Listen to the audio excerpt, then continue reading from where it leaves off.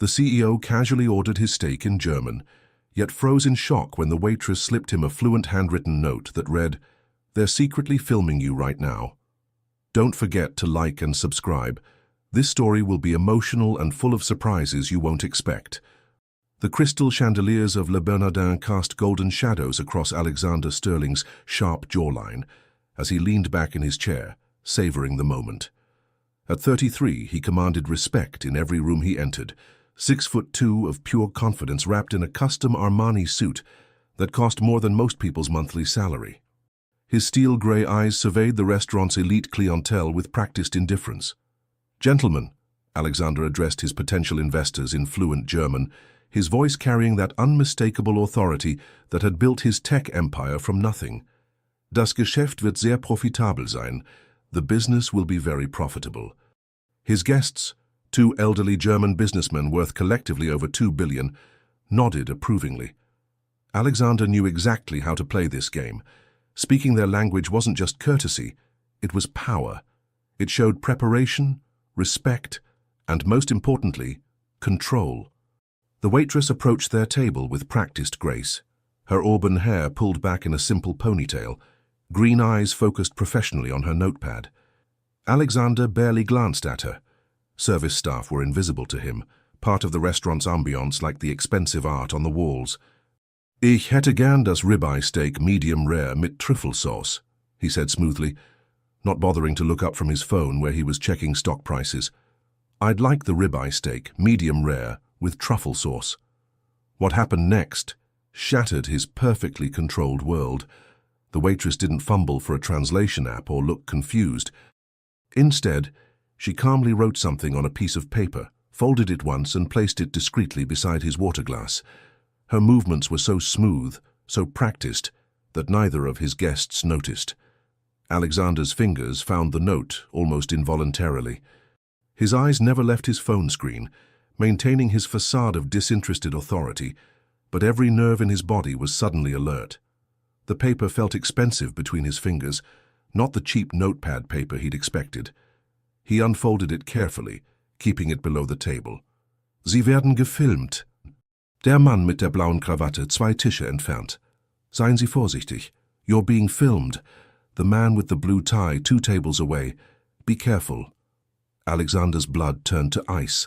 His eyes flicked up to meet the waitress's for the first time, and what he saw there knocked the breath from his lungs. Intelligence. Sharp, calculating intelligence that had nothing to do with taking dinner orders. And something else, a warning, genuine concern that made no sense coming from a complete stranger. Das ist interessant," he managed, his voice slightly hoarse as he addressed his guests about the wine selection while his mind raced. That is interesting." Without making it obvious, he glanced toward the table she'd indicated. There, a lean man in his 40s with a blue silk tie, holding his phone at just the right angle. Alexander's stomach dropped. He recognized the setup, industrial espionage. Someone was recording their conversation, probably hoping to get details about his latest acquisition before tomorrow's announcement. The waitress moved to take his guests' orders, her demeanor perfectly professional, but Alexander caught the subtle way she positioned herself to block the phone's angle. She was protecting him. But why? "Ihre Bestellung, sir?" she asked his first guest, her German accent flawless but somehow different. Not native, but educated. Refined in a way that made Alexander's business instincts scream questions. "Your order, sir?" As she worked her way around the table, Alexander studied her with the same intensity he applied to merger negotiations. Her hands, no calluses from washing dishes, nails too well maintained for someone working doubles in restaurant service. Her posture, straight, confident, like someone accustomed to being in charge. And her German. There was something aristocratic about her pronunciation, something that reminded him of his university professors who'd studied in Vienna. Who was this woman? "Danke schön," she said softly, as she finished taking orders, but she lingered just long enough to catch his eye again. There was a story there hidden behind professional courtesy, and Alexander Sterling had built his fortune on reading people. "Thank you very much." "Excuse me, gentlemen," he said to his guests, switching back to English. I need to make a quick call. He stood, note still clutched in his palm, and walked toward the restaurant's private corridor as if heading to the restroom. But instead, he waited in the shadows, watching the mysterious waitress work her section. She moved like a dancer, with economy and grace that spoke of expensive training. When she thought no one was looking, her professional smile dropped, replaced by something harder, more guarded. She was running from something, or someone. Alexander was certain of it. His phone buzzed, a text from his head of security. "Intercepted attempt to bug your table tonight. We've handled it." Alexander's pulse quickened. The woman had been right about the surveillance. But how had she known? And more importantly, why had she warned him?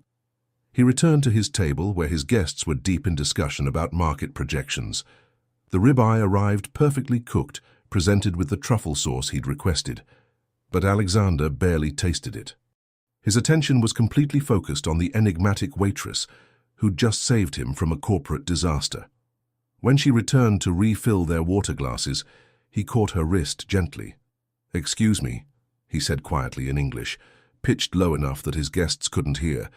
"I wanted to thank you for the recommendation." Her green eyes met his directly for the first time, and Alexander felt something shift in his chest. Beautiful didn't begin to cover it. There was depth there, intelligence, and pain carefully hidden behind professional politeness. "Just doing my job, sir," she replied, but her slight smile suggested otherwise. "I'm Alexander," he said, still holding her wrist. Her skin was warm, soft, but he could feel a small scar along her palm. Another mystery. "Emma," she said simply, gently pulling free. "Enjoy your dinner, Mr. Sterling." She knew his name. She'd known who he was from the moment she'd approached the table. Alexander watched her walk away, his mind spinning with possibilities. In 33 years, no one had ever surprised him like this. No one had ever protected him without wanting something in return. As his guests discussed investment terms, Alexander found himself stealing glances across the dining room. Emma moved through her section with practiced efficiency, but he caught moments. The way she automatically straightened a crooked picture frame, the subtle correction of a younger server's posture, the instant recognition of a wine vintage when asked by another customer. This was no ordinary waitress.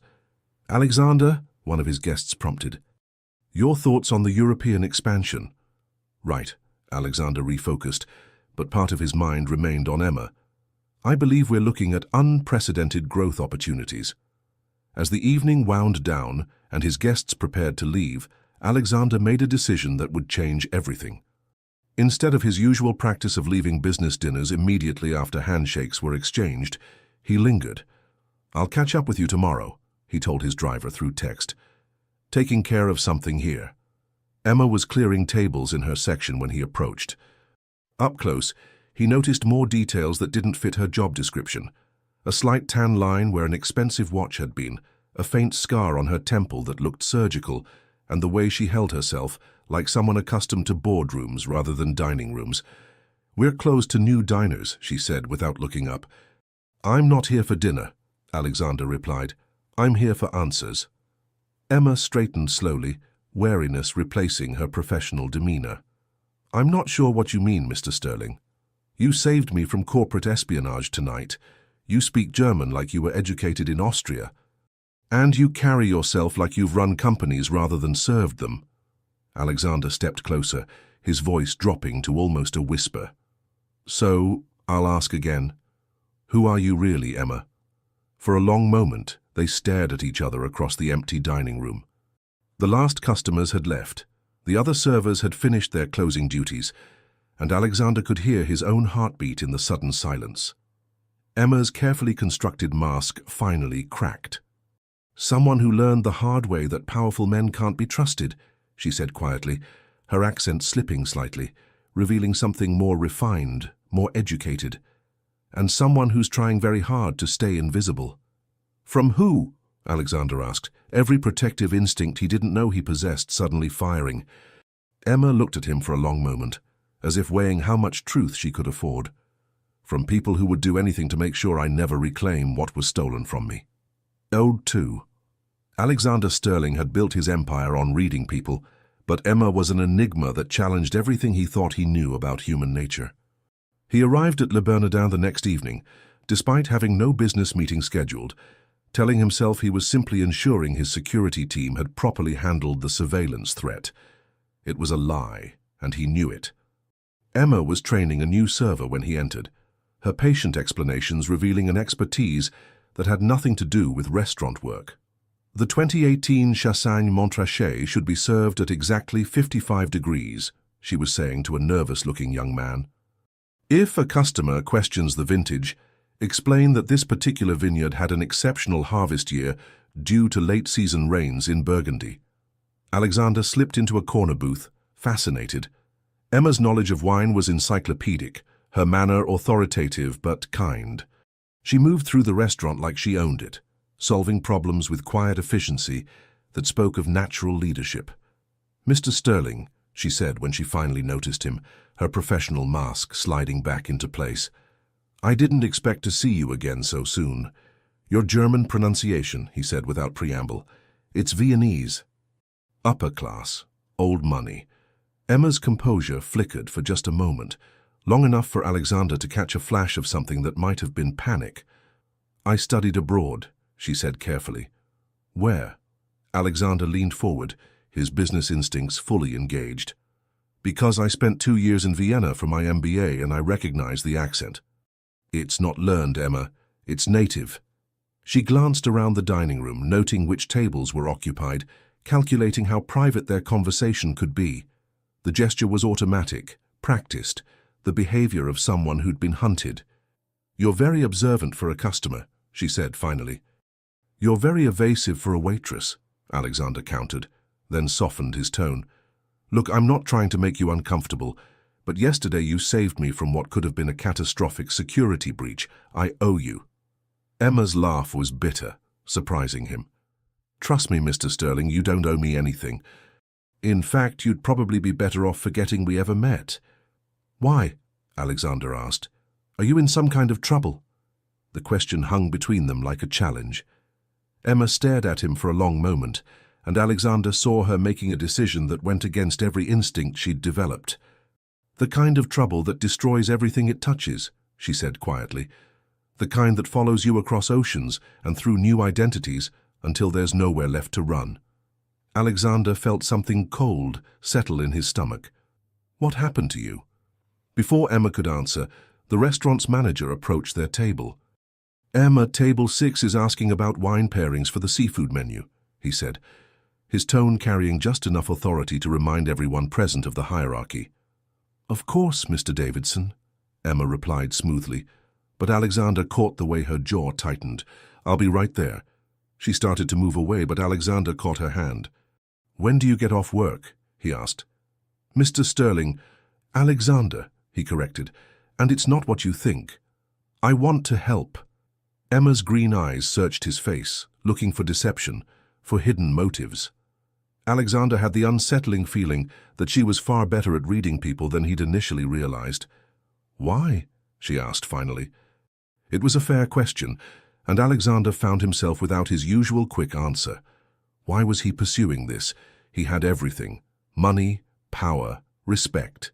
His life was perfectly ordered, completely under his control. Emma represented chaos, uncertainty, the possibility of complications he didn't need. "Because yesterday you trusted me enough to warn me about danger," he said. "Maybe it's time someone returned the favor." Emma studied him for another heartbeat, then nodded, almost imperceptibly. "I finish at 11, she said. "There's a coffee shop on 42nd Street called Midnight Grounds. It's quiet." Alexander smiled, surprised by the relief that flooded through him. "I'll be there." The rest of the evening passed in a blur of routine meetings and conference calls, but Alexander found his attention constantly drifting to the clock. At 10:45, he was sitting in Midnight Grounds, a hole-in-the-wall coffee shop that looked like it hadn't been updated since the 1980s, perfect for a private conversation. Emma arrived at 11:15, having changed from her server uniform into jeans and a simple sweater that somehow made her look younger and more vulnerable. She'd let her hair down, and Alexander realized she was even more beautiful than he'd initially thought. "Thank you for waiting," she said, sliding into the booth across from him. "Thank you for coming," Alexander replied, signaling the waitress for 2 coffees. I wasn't sure you would. Emma wrapped her hands around her mug when it arrived, as if seeking warmth. I almost didn't. This goes against every survival instinct I've developed over the past 2 years. 2 years, Alexander repeated. Is that how long you've been running? Emma's smile was sad. Running implies I have somewhere to go. I've been hiding. From who? Alexander leaned forward, his voice gentle but insistent. Emma was quiet for so long that Alexander began to think she wouldn't answer. When she finally spoke, her voice was barely above a whisper. From my former fiancé, from his family, from people who would kill to make sure certain truths never come to light. Alexander felt ice form in his veins. Kill. You asked who I really am, Emma said, meeting his eyes directly. My name is Emma von Habsburg. 3 years ago, I was the heir to a textile empire worth $800 million. I had a PhD in international business from Oxford, spoke 6 languages, and was engaged to marry the son of one of Austria's most prominent banking families. Alexander's coffee cup froze halfway to his lips. Von Habsburg. He knew the name. Old Austrian nobility, with business interests spanning 3 continents. But the company had collapsed amid scandal. The embezzlement charges, he said slowly, pieces clicking into place. Emma nodded, pain flickering across her features. $50 million, supposedly transferred to offshore accounts in my name, except I never saw a penny of it. My fiancé, Victor Kastner, had been systematically looting the company for months. When the board discovered the theft, he made sure all evidence pointed to me. Your own fiancé framed you? Alexander's voice carried disbelief and growing anger. Brilliantly, Emma said bitterly. He had access to my passwords, my signatures, my private accounts.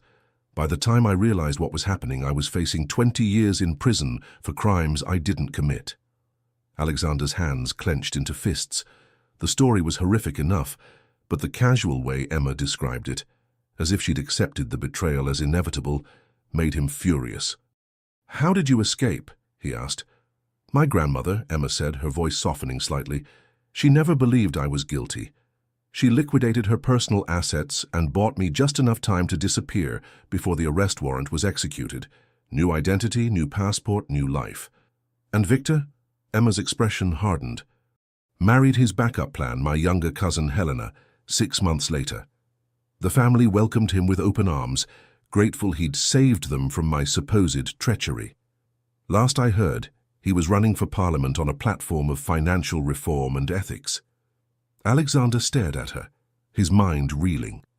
The woman sitting across from him, this intelligent, dignified woman serving tables to survive, had once commanded boardrooms and international negotiations.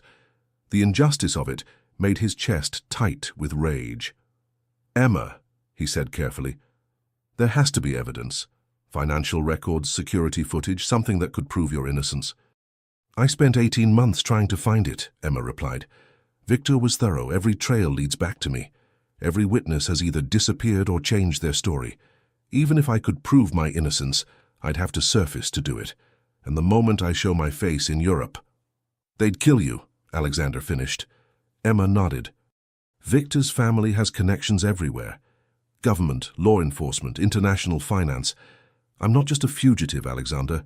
I'm a loose end that threatens their entire operation. Alexander leaned back, processing everything she'd told him. Emma von Habsburg, brilliant, educated, betrayed in the worst possible way by someone she'd trusted with her heart. No wonder she'd warned him about the surveillance. She knew firsthand how dangerous powerful men could be. Why did you tell me this? He asked finally. Emma was quiet for a moment, studying his face. Because yesterday you proved you're different. Most men in your position would have ignored my warning, assumed I was overstepping my place. But you listened, you acted. And... She hesitated. And I'm tired of being alone. Something shifted in Alexander's chest, a protective instinct so strong it surprised him. This woman had lost everything, yet she'd still risked exposure to help a stranger. She was extraordinary, and she'd been surviving on her own for 2 years. You're not alone anymore, he said quietly. Emma's eyes filled with tears. She quickly blinked away. Alexander, You don't understand what you're offering. Being associated with me is dangerous. If Victor's people discover you know who I am—" "Let me worry about Victor's people," Alexander interrupted, his voice carrying the steel that had built his empire. "I didn't become a billionaire by backing away from fights." For the first time since she'd started her story, Emma smiled, a real smile that transformed her entire face. "You really don't know what you're getting into," she said. Alexander reached across the table and covered her hand with his. "Then I guess you'll have to teach me." The touch sent electricity through both of them, and Alexander saw Emma's breath catch. The attraction that had been simmering beneath the surface suddenly blazed to life, complicated by everything they'd just shared. "Alexander," Emma whispered, but she didn't pull her hand away. "I know," he said softly. "This is complicated, dangerous. Probably the worst idea either of us has ever had." "Definitely the worst idea," Emma agreed, but she turned her palm up to intertwine their fingers. They sat in comfortable silence for a moment, both processing the magnitude of what had just shifted between them. Alexander had never met anyone like Emma, strong enough to survive betrayal and exile, smart enough to reinvent herself completely, brave enough to risk everything to help someone else.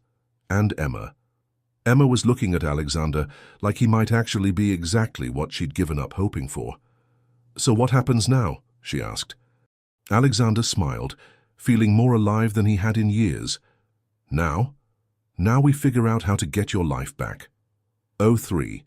Alexander Sterling had always prided himself on his logical approach to business and life, but nothing about his growing obsession with Emma von Habsburg made sense. For 3 days, he'd found excuses to eat at Le Bernardin, watching her work while pretending to conduct phone meetings. Her grace under pressure fascinated him, the way she handled difficult customers with dignity that spoke of royal breeding. Tonight was different. Tonight he'd finally worked up the courage to make his move. "Emma," he said when she approached his table, her professional smile already in place, "do you have plans after work?" She glanced around the dining room automatically, a habit she'd developed to assess potential threats. "Why do you ask?" "Because I have something to show you, something that might help with your situation." Emma's carefully controlled expression flickered. Over the past week, their late-night coffee meetings had become routine, but Alexander had never mentioned taking action on her behalf. She'd been clear that any attempt to investigate her case would be dangerous for both of them. "Alexander, we talked about this. Just trust me," he interrupted gently. "Please." An hour later, Emma found herself in the back of Alexander's Tesla, heading toward the Upper East Side. She'd changed from her work uniform into the one nice dress she owned, a simple black sheath that had somehow survived her hasty escape from Vienna. "Where are we going?" she asked as they pulled up to a building that screamed expensive. "My apartment," Alexander said, then quickly added, "I have something to show you on my secure computer, something I think you'll want to see." Emma hesitated. Being alone with Alexander in his home crossed every line she'd drawn for her own protection. But the hope in his voice was impossible to ignore. Alexander's penthouse was everything Emma had expected, and nothing like what she'd prepared for emotionally. Yes, it was luxurious, floor-to-ceiling windows overlooking Central Park, artwork that belonged in museums, furniture that cost more than most people's cars. But it was also somehow warm, lived in, with books scattered across surfaces and a half-finished chess game on the coffee table. "Wine?" Alexander offered, moving toward a well-stocked bar. "I probably shouldn't," Emma said, then caught herself. "Actually, yes, it's been a long time since I've had good wine."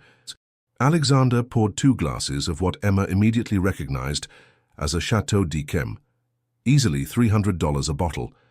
She accepted it gratefully, noting that his choice revealed impeccable taste. "So," she said, settling onto his leather sofa, "what did you want to show me?" Alexander's expression grew serious. He moved to his desk and opened a laptop, typing in what appeared to be multiple security passwords. "I hope you won't be angry," he said without turning around, "but I had my security team do some discreet investigating into your case." Emma's wine glass stopped halfway to her lips. "Alexander, no. I told you how dangerous. Nothing that could be traced back to you," he said quickly. "But Emma, what they found, You need to see this." He turned the laptop screen toward her, and Emma's breath caught. Financial records filled the screen, account transfers, transaction logs, digital signatures. But these weren't the doctored documents that had destroyed her life. These were raw bank records, the kind that were supposed to be impossible to access. "How did you get these?" she whispered. Alexander sat beside her, close enough that she could smell his cologne, something expensive and masculine that made her pulse quicken despite everything. "Let's just say I have resources Victor never anticipated," he said. "Look at transaction 47B. Emma leaned forward, her financial training taking over. The transfer was dated 6 months before she'd been accused of embezzlement. A test transaction for $50,000, moving money from the Habsburg Company account to an offshore shell company. But the digital signature. "That's not my signature," she breathed. "The encryption is completely different." "Exactly," Alexander said, his voice tight with controlled anger. "Victor had been practicing forging your digital authorization for months. This was his trial run." Emma's hands shook as she scrolled through more documents. Transaction after transaction, all bearing Victor's crude attempts to replicate her signature style. To a casual observer, they might have looked authentic. But Emma knew her own security protocols better than anyone. "He got sloppy," she said, her voice growing stronger as she spotted more inconsistencies. "Look, transaction 52C was processed at 3:47 a.m. Vienna time. I was in London that week for the trade summit. There are hotel records, security footage." "Already verified?" Alexander said softly. "You gave 3 speeches that day, had dinner with the British Trade Minister, and your key card shows you were in your hotel room by midnight. Physically impossible for you to have authorized that transfer." Emma stared at the screen, years of helpless rage crystallizing into something sharper, more focused. For the first time since her world had collapsed, she had real evidence, proof that could exonerate her and expose Victor for what he really was. "Why?" she whispered, turning to face Alexander. "Why would you risk this for me?" Alexander's grey eyes met hers directly, and Emma saw something there that made her breath catch. Not pity, not charity, but something deeper and more dangerous. "Because what happened to you was wrong," he said simply, "and because you're extraordinary, Emma, you deserve justice." The air between them charged with electricity. Emma was acutely aware of how close they were sitting, how Alexander's sleeve was brushing against her bare arm, how his eyes kept dropping to her lips. "This evidence," she said, struggling to focus on the laptop screen instead of the way Alexander was looking at her. "It's enough to clear my name, but Victor still has too much power in Europe. Even with proof, he could make this disappear before it reaches the right people. Then we make sure it reaches everyone," Alexander said, "simultaneously. Every major financial publication, law enforcement agency, and regulatory body in Europe. Make it impossible to suppress." Emma laughed, a sound caught between hope and hysteria.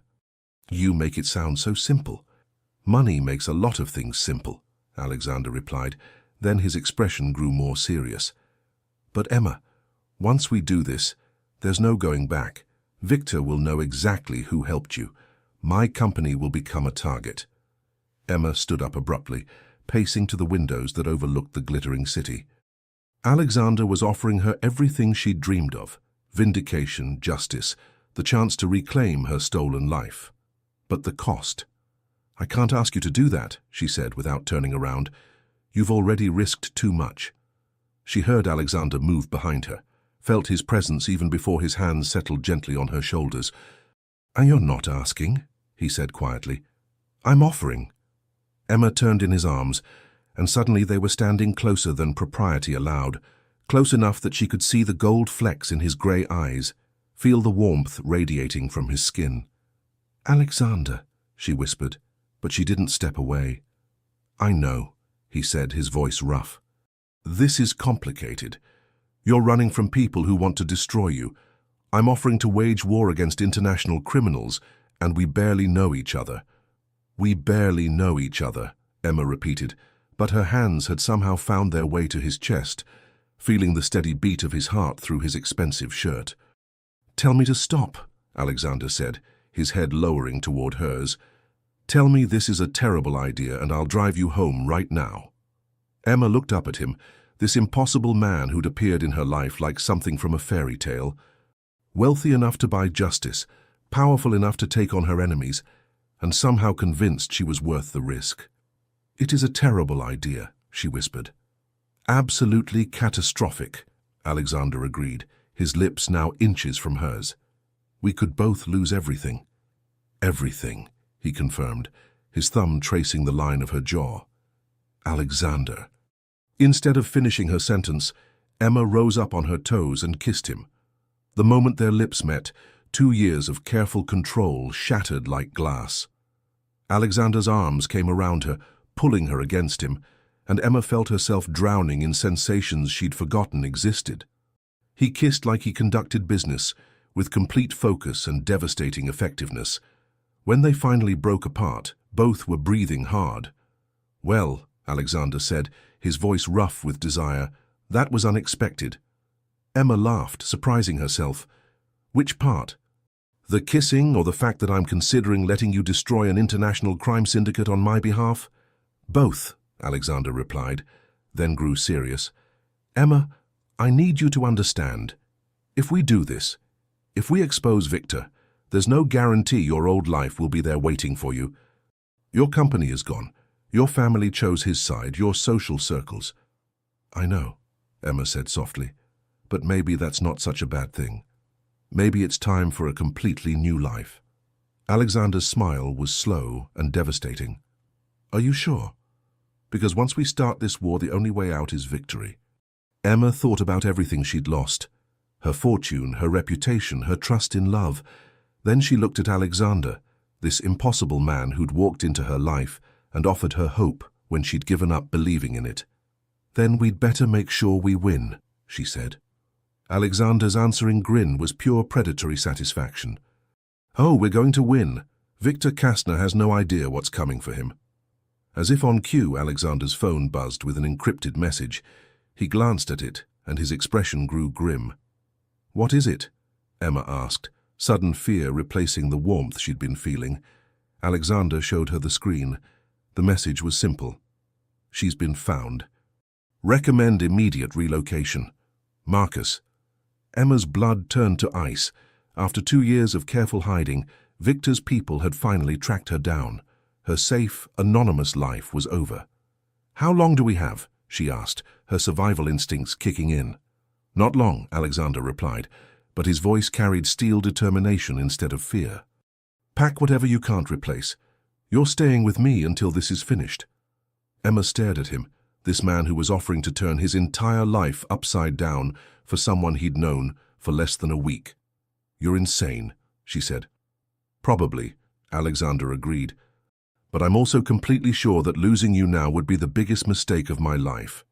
Outside, the city glittered with millions of lights, each one representing someone living their safe, predictable existence.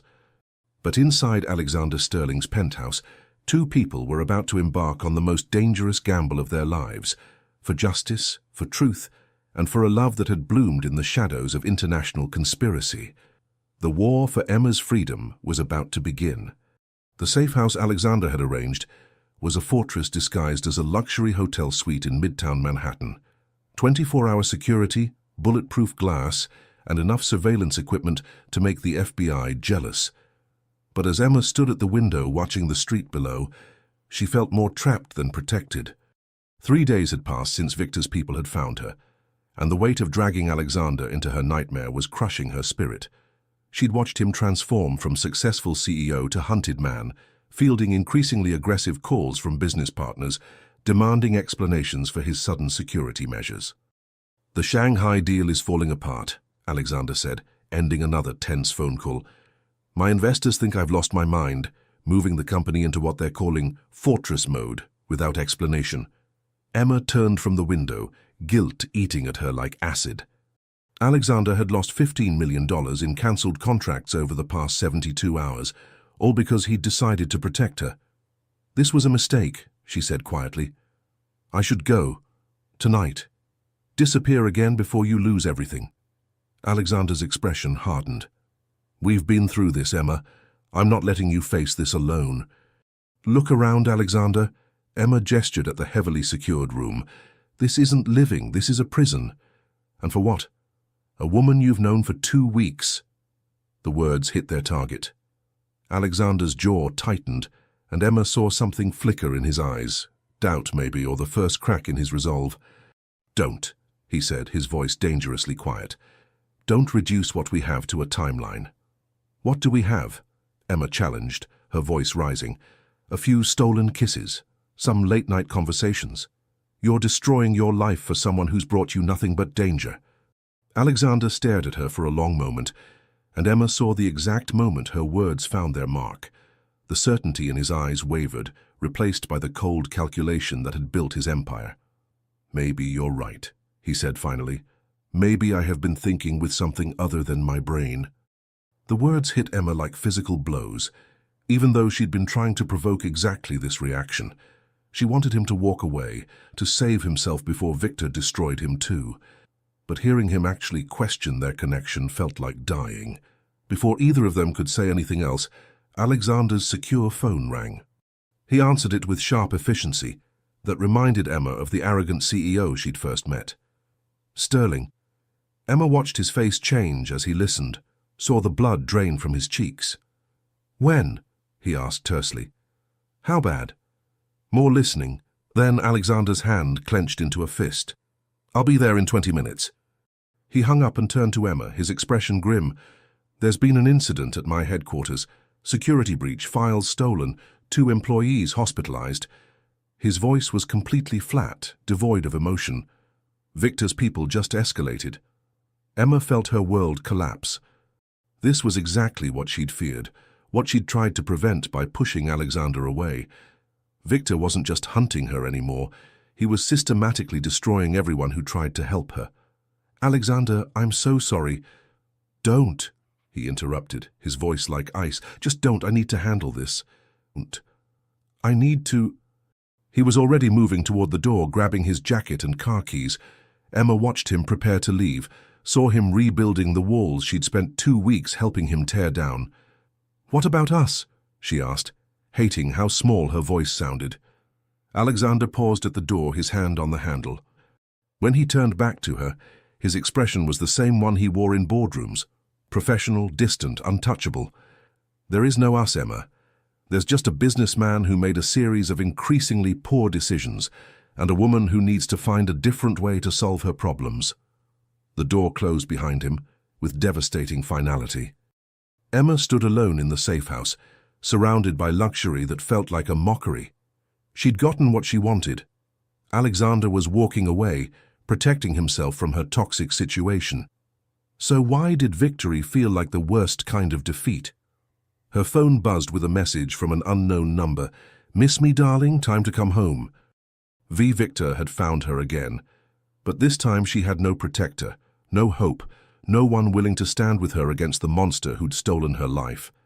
Alexander was gone, probably already regretting every moment he'd spent trying to save her. Emma packed her single suitcase with mechanical precision. She'd run before, she could run again. Maybe this time she'd find a place far enough away that Victor would eventually lose interest.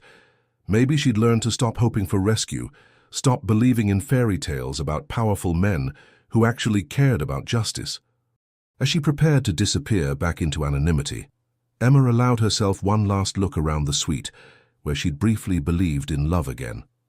Alexander's coffee mug still sat on the side table, his chess game half finished on the board.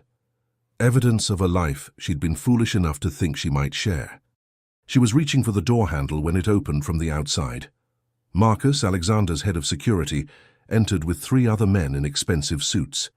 Emma's blood ran cold. Had Alexander sent them to ensure she left quietly? Or worse, had Victor's people somehow infiltrated Alexander's team? Dr. von Habsburg, Marcus said formally. Please step away from the door. Emma's heart pounded as she calculated her chances of escape. 0, she realized. These men were professionals, and she was trapped in a room 20 floors above the street. I was just leaving, she said, trying to keep her voice steady. No, Marcus replied. You're coming with us. Mr. Sterling's orders. Emma's confusion must have shown on her face, because Marcus's professional expression softened slightly. "There's something you need to know about what happened at the office today," he said. "Something Mr. Sterling discovered that changes everything." 30 minutes later, Emma found herself in Alexander's private office, but it looked like a war zone. Computer screens had been shattered, filing cabinets torn open, papers scattered everywhere. And in the center of it all sat Alexander, staring at a single photograph with an expression of pure fury. He looked up when she entered, and Emma saw something in his eyes that made her breath catch. Not the cold distance from their earlier fight, but something much more dangerous. "Victor made a mistake," Alexander said quietly, holding up the photograph. "He got sloppy." Emma moved closer and her heart stopped. The photo showed her entering the safe house 3 days ago, but it wasn't taken from the street. It was taken from inside Alexander's building by someone with access to the executive floors. "Someone on my board has been feeding Victor information," Alexander continued, his voice deadly calm. "Someone I've trusted for years has been setting us up from the beginning." Emma stared at the photo, her mind racing. "Who?" Alexander's smile was purely predatory. "David Chen, my oldest friend, business partner for 15 years, and apparently Victor's inside man from day one." The betrayal in Alexander's voice was devastating. Emma understood now why he'd seemed so broken when he left, discovering that his closest friend had betrayed him, had helped orchestrate the attack on his company and his employees. "Alexander," she said softly, "I'm so sorry." "Don't be sorry," he replied, standing up with lethal grace. "Be ready for war. Because David just gave us the key to destroying Victor's entire operation." Emma's pulse quickened. "What do you mean?" Alexander moved to his damaged safe, entering a complex code. When it opened, he pulled out a thick file folder. "David thought he was feeding Victor intelligence about our movements," Alexander explained. "But what he actually did was document every communication, every transaction, every piece of evidence that proves Victor's guilt. He's been keeping records of his own crimes." Emma's hands shook as she opened the folder. Inside were bank records, encrypted communications, travel itineraries, a complete map of Victor's criminal network spanning 3 continents. "This is everything," she whispered. "Names, dates, amounts. Victor's entire operation is here." "David was Victor's bagman," Alexander said grimly. "Every payment, every bribe, every contract killing, it all went through David's shell companies. He thought he was protecting himself by keeping detailed records. Instead, he handed us Victor's head on a silver platter." Emma looked up at Alexander, seeing the man who'd built an empire from nothing, who'd survived betrayal by his closest friend and emerged stronger. "What do we do with this?" she asked. Alexander's smile was sharp enough to cut glass. "We end this. Tonight." 4 hours later, Emma stood in Alexander's restored office. His team had worked miracles cleaning up the damage, watching him coordinate the most complex takedown operation she'd ever witnessed. He had contacts at the FBI, Interpol, and financial regulatory agencies across 3 countries, all standing by to receive simultaneous data dumps that would destroy Victor's empire in a matter of hours. "Emma," Alexander said, pausing in his orchestration to look at her directly, "once we do this, there's no going back. Victor will know exactly who destroyed him. Are you ready for that?" Emma thought about everything Victor had stolen from her: her fortune, her reputation, her faith in love.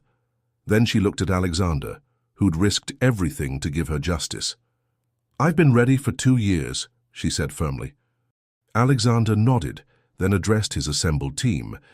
"Gentlemen, execute Operation Habsburg." What followed was the most precisely coordinated assault Emma had ever witnessed.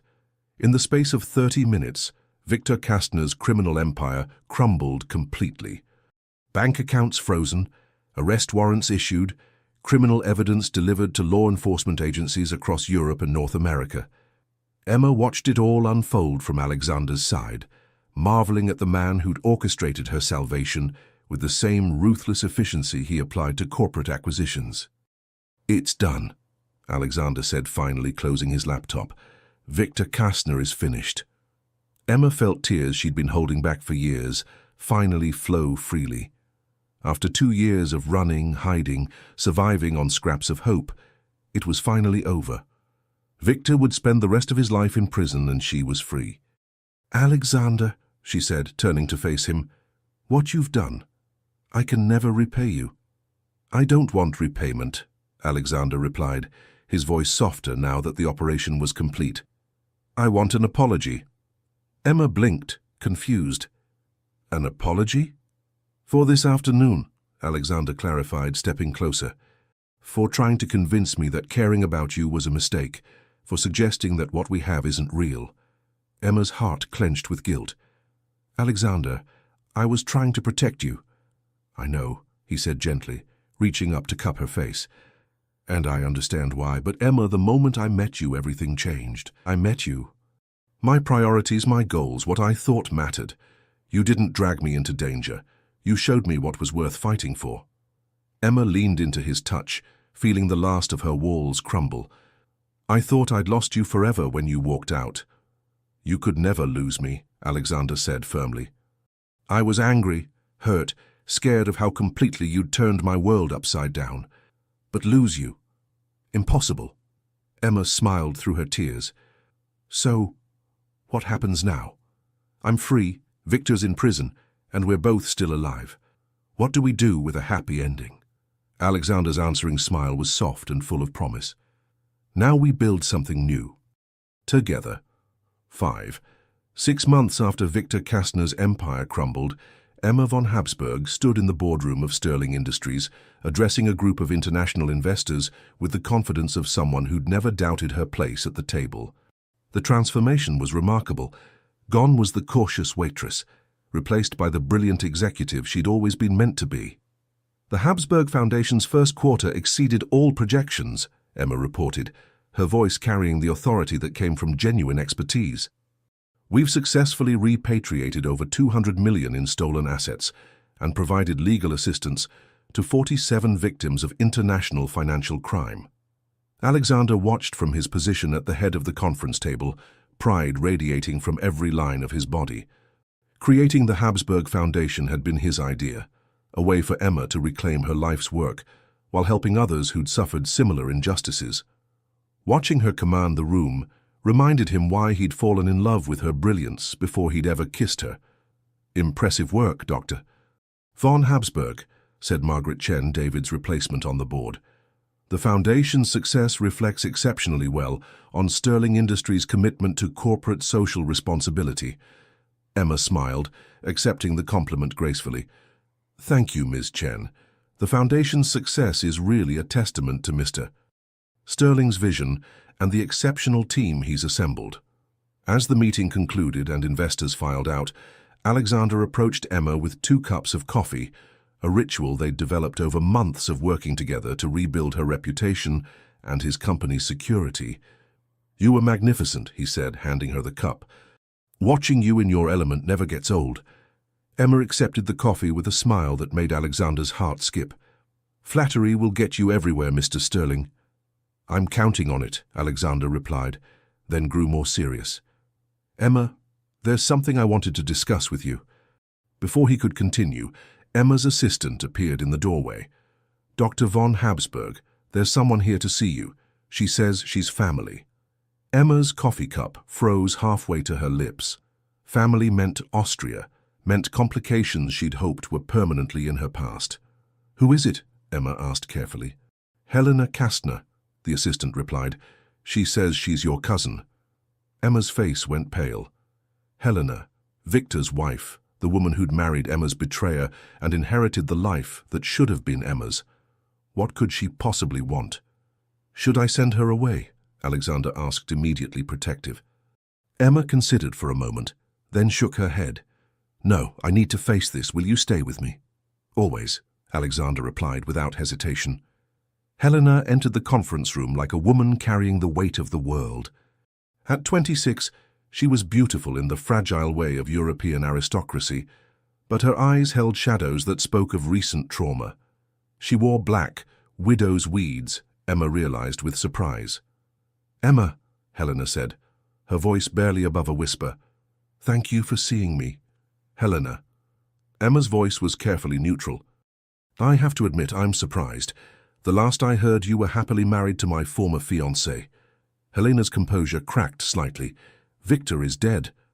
The words hung in the air like a bomb. Emma felt Alexander tense beside her, his protective instincts on high alert. Dead? Emma repeated. How? Suicide, Helena said, her voice hollow. 3 days after his arrest. He couldn't face the prospect of spending his life in prison, so he... She trailed off, unable to finish.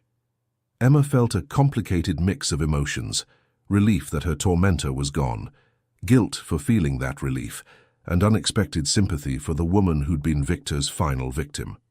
I'm sorry for your loss, Emma said, meaning it. Whatever Helena had done, she'd clearly paid a price. Don't be, Helena replied bitterly. Victor was a monster. It took his death for me to understand how completely he'd manipulated all of us. She reached into her purse and withdrew a thick envelope. Victor left a confession, Helena continued. Everything he did to you, to your family's company, to dozens of other victims, he documented it all, thinking he could use it as leverage if he ever got caught. Instead, it's proof of your complete innocence. Emma's hands shook as she accepted the envelope. Inside were pages of Victor's handwriting, detailed admissions of guilt, explanations of how he'd framed her, lists of accomplices and victims. Why are you bringing this to me? Emma asked. Helena's eyes filled with tears. Because I helped him destroy you. I believed his lies about your guilt, celebrated when he saved the family from your betrayal. I even wore your engagement ring, lived in the house he bought with your stolen money. I was complicit in every crime, even if I didn't understand what I was doing. Emma studied her cousin's face, seeing genuine remorse alongside the grief and guilt. Helena, she said gently, Victor manipulated you too.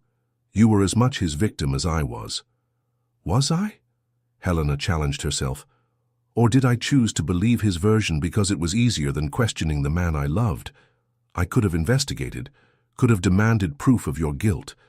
Instead, I let myself be bought with luxury and status. Alexander, who'd been silent throughout the exchange, finally spoke. What do you want from Emma? He asked directly. Helena straightened, finding some inner reserve of Habsburg dignity. I want to make amends, she said. The Austrian authorities have released your family's remaining assets, the properties, the art collection, the trust funds Victor couldn't liquidate. As Victor's widow, they legally belong to me now. I want to sign them back over to you where they belong. Emma stared at her cousin in shock. The Habsburg estate was worth at least 50 million euros. Money that could fund her foundation's work for decades, restore her social position in Europe, give her back the life Victor had stolen. Helena, that's incredibly generous, but I can't accept... Yes, you can, Helena interrupted firmly. It's not generosity, Emma, it's justice. That money was always yours. I'm just returning what was stolen. Emma looked at Alexander, who nodded encouragingly, then back at Helena. What will you do? Emma asked. If you give up the inheritance, how will you live? Helena smiled sadly. I'll do what you did. Start over. Build something real instead of living off stolen wealth. Maybe. Maybe you could use someone at the foundation who understands the European legal system. Emma felt tears prick her eyes. This was redemption in its purest form, not just for herself, but for her family name, for every relationship Victor had poisoned with his lies. The foundation could use a director of European operations, Emma said slowly. Someone who speaks the language, understands the culture, has connections in the right places. Helena's face lit up with the first genuine happiness Emma had seen from her. I would be honored. Alexander stepped forward, extending his hand to Helena. Welcome to the team, Miss Kastner. Actually, Helena said, shaking his hand, I'm thinking of going back to my maiden name, Helena von Habsburg, if that's acceptable to the head of the family. Emma laughed, feeling lighter than she had in years. The head of the family would be delighted to have you back where you belong. As Helena left to begin the legal process of transferring the assets, Emma found herself alone with Alexander in the conference room that had hosted so many pivotal moments in their relationship. So, Alexander said, settling into the chair beside hers, you're now worth approximately $80 million, you have your family name restored, And you're running one of the most successful charitable foundations in North America. How does it feel to have your life back? Emma considered the question seriously. 6 months ago, she'd been a fugitive waitress with no hope of ever reclaiming her identity. Now she had wealth, status, purpose, and something even more precious, the love of a man who'd risked everything to help her find justice. It feels like a beginning, she said finally. Like everything that came before was just preparation for what comes next. And what comes next? Alexander asked, though his tone suggested he had ideas of his own. Emma smiled, feeling mischievous for the first time in years. Well, there is one small problem we need to address. What's that? Alexander asked, suddenly concerned. We've been working together for 6 months, and you still haven't officially asked me on a proper date, Emma said, her eyes twinkling. I'm beginning to think you're not serious about this relationship. Alexander's worried expression melted into laughter. You're absolutely right. That's a terrible oversight on my part. He stood up formally, then turned to face her with exaggerated seriousness. Dr. Emma von Habsburg, would you do me the honor of having dinner with me tonight? Somewhere with actual menus instead of takeout containers and financial documents? Emma pretended to consider the invitation carefully. I suppose I could clear my schedule. But I have very high standards for first dates, Mr. Sterling. I hope you're prepared to impress me. Lady, Alexander said with a grin that made Emma's pulse quicken. I've been preparing to impress you since the moment you slipped me that warning note. Tonight, I'm pulling out all the stops. As evening approached, Emma stood in her apartment, a beautiful place Alexander had helped her find when she'd finally felt safe enough to stop hiding, preparing for what felt like the most important first date of her life. It was ridiculous, really. She and Alexander had been through everything together: danger, betrayal, professional collaboration, and enough stolen kisses to fuel a dozen romance novels. But somehow this felt different, official, like they were finally free to explore what they could be together, without the shadow of Victor's threats hanging over them.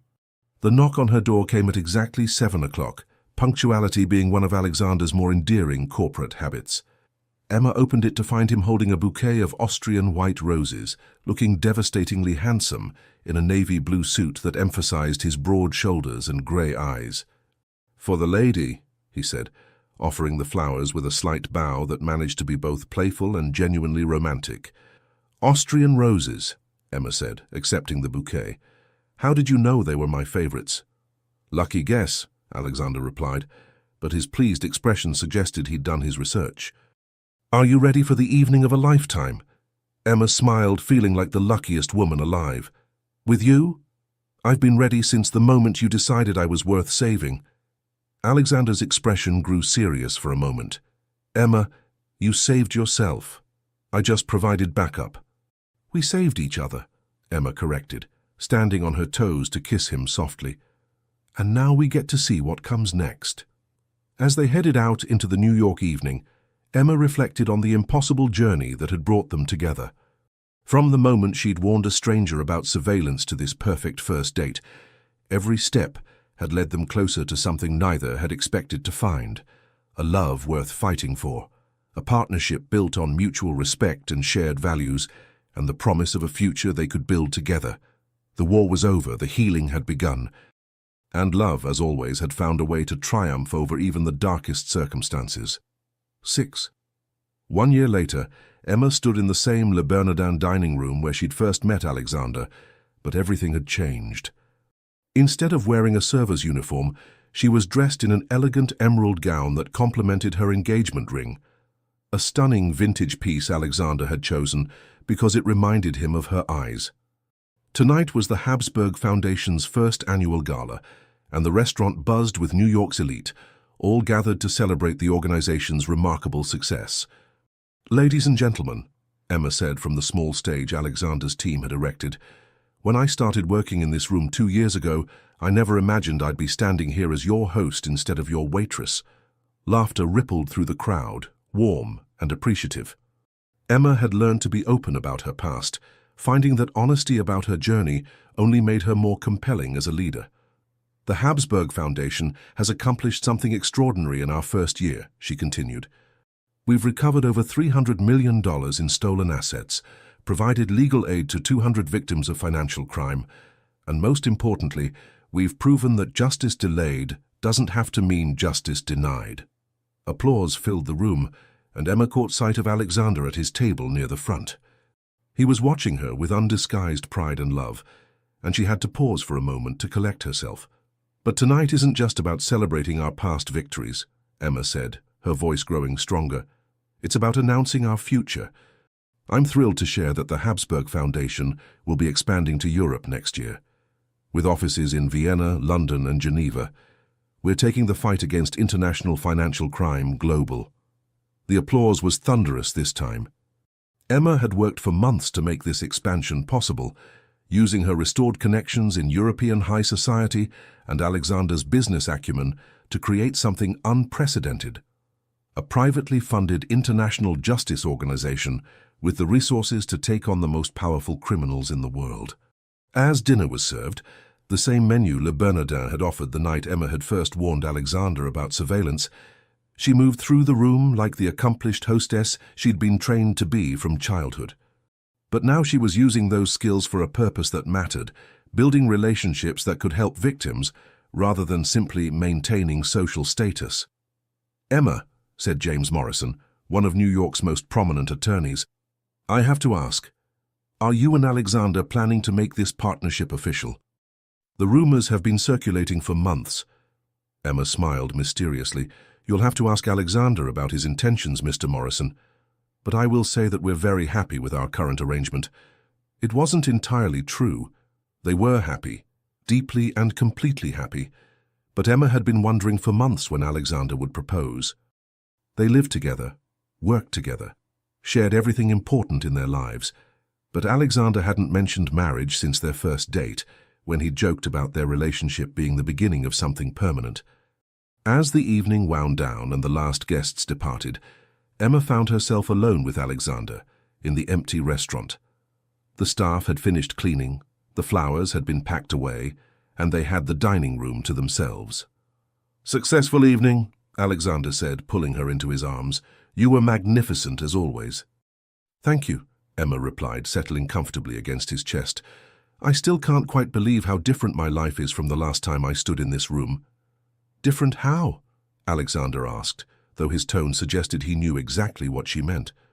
2 years ago I was hiding from my past, afraid to trust anyone, convinced I'd never have a real life again, Emma said. "Tonight I'm planning international expansions, hosting galas for New York society and—" She hesitated, then decided to be direct. "And wondering why the man I love hasn't asked me to marry him yet." Alexander went very still against her. "Emma, it's okay," she said quickly, stepping back to look at him. "I'm not pressuring you. I thought maybe after everything we've been through together, after building a life and a business and surviving actual international conspiracies, you might be ready to make it official." Alexander stared at her for a long moment, then began to laugh. "Emma, do you remember what you said to me the night we first kissed?" Emma frowned, confused by the change of subject. "Which part?" "You said that getting involved with me was a terrible idea that could cost us both everything," Alexander reminded her, his smile growing wider. "And it was," Emma replied, still not understanding where he was going with this. "And I said it was absolutely catastrophic," Alexander continued, reaching into his jacket pocket. "But here's the thing about catastrophic risks, Dr. von Habsburg. Sometimes they lead to the most extraordinary rewards." Emma's breath caught as Alexander dropped to one knee, producing a ring box that looked suspiciously like it had been in his pocket all evening. "Emma von Habsburg," he said, his voice suddenly rough with emotion. 2 years ago, you saved me from corporate espionage with a simple note. But what you really saved me from was a life without purpose, without real love, without someone worth fighting the whole world for." Emma's eyes filled with tears as he opened the box to reveal a ring that was absolutely perfect. A brilliant cut diamond surrounded by emeralds, set in platinum that caught the restaurant's soft lighting. "You've already made me the happiest man alive," Alexander continued. "You've shown me what it means to use wealth and power for something meaningful, taught me that the best partnerships are built on mutual respect and shared values." Now I'm asking you to make it permanent. Will you marry me?" Emma stared down at him, this impossible man who'd risked everything to give her justice, who'd stood with her through danger and betrayal, who'd helped her build something beautiful from the ashes of her old life. "Alexander Sterling," she said, her voice shaking with emotion, "are you seriously proposing to me in the same restaurant where I used to serve you dinner?" "Is that a problem?" Alexander asked, suddenly uncertain. Emma laughed through her tears. "It's perfect, absolutely perfect. Of course I'll marry you, you ridiculous man." Alexander slipped the ring onto her finger with trembling hands, then stood to kiss her properly. Emma melted into his arms, marveling at how perfectly they fit together, how right this felt after everything they'd survived. "I love you," she whispered against his lips. "I love you too," Alexander replied, "more than I ever thought possible." As they stood in the empty restaurant where their love story had begun, Emma reflected on the incredible journey that had brought them to this moment.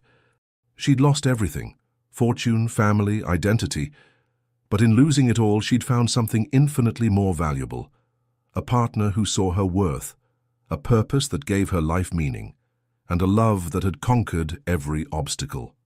"So," Alexander said, breaking their comfortable silence, "where should we have the wedding? Vienna? New York? Somewhere completely neutral?" Emma considered the question seriously. 2 years ago, the thought of returning to Vienna would have terrified her. Now, with Victor gone and her reputation restored, it felt like the perfect way to reclaim her heritage. "Vienna," she said firmly, "in the family chapel at Schloss Habsburg. It's time to come home." Alexander's smile was brilliant. "Vienna it is, though I should warn you I'm planning to invite everyone. Business associates, foundation board members, half of New York society. This is going to be the wedding of the century." Emma laughed, picturing the chaos that would result from Alexander Sterling's idea of a small wedding. "As long as you're there, I don't care if you invite the entire United Nations." "Don't tempt me," Alexander replied with a grin. "I know some people in the UN who would love an excuse to party in an Austrian castle." 6 months later, Emma von Habsburg-Sterling stood in the chapel of her family's ancestral home, wearing a gown that had belonged to her great-grandmother and holding a bouquet of Austrian white roses. The chapel was packed with guests from around the world, business leaders, diplomacy officials, foundation beneficiaries, and the few family members who'd remained loyal to her memory during the dark years. Helena stood as her maid of honor, radiant in a rose-colored gown and completely transformed from the broken woman who'd appeared in Emma's office a year earlier. Working for the foundation had given her purpose, and her success in establishing their European operations had restored her confidence.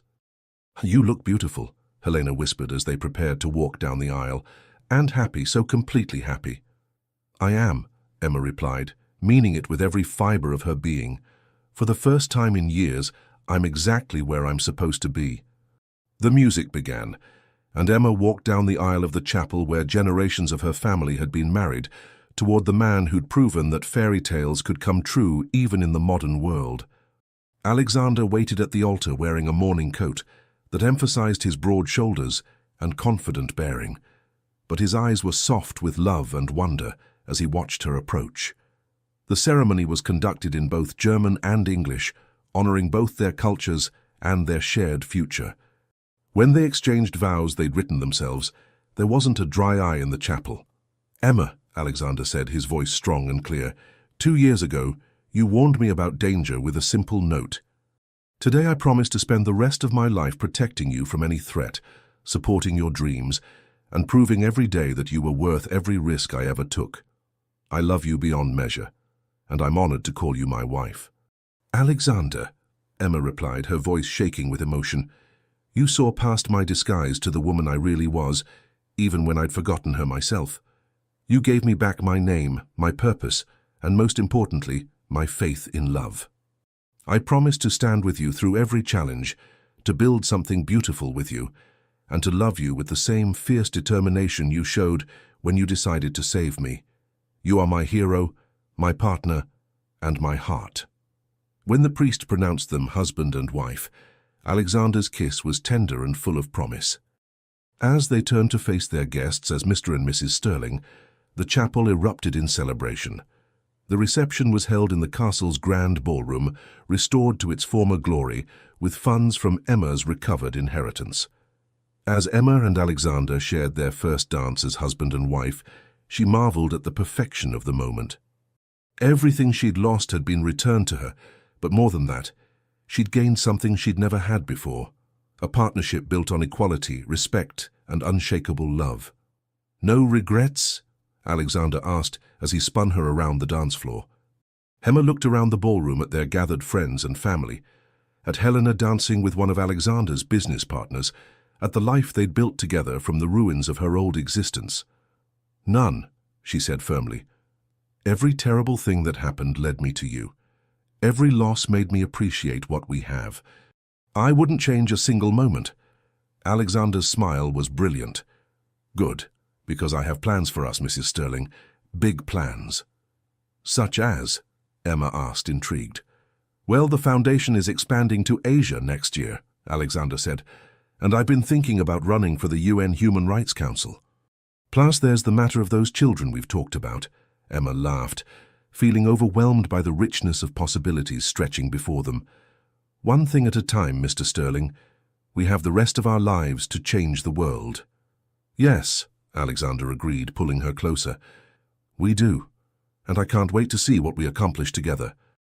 As the evening continued and their guests celebrated around them, Emma and Alexander Sterling stood together in the ballroom where she'd once danced as a child, now ready to build a legacy that would span continents and decades. They'd found each other in the shadows of corporate espionage and international crime, but their love had grown strong enough to light the way for countless others seeking their own justice and redemption. The hidden heiress had reclaimed her throne, but more importantly, she'd found her king. And together, they would write a love story for the ages.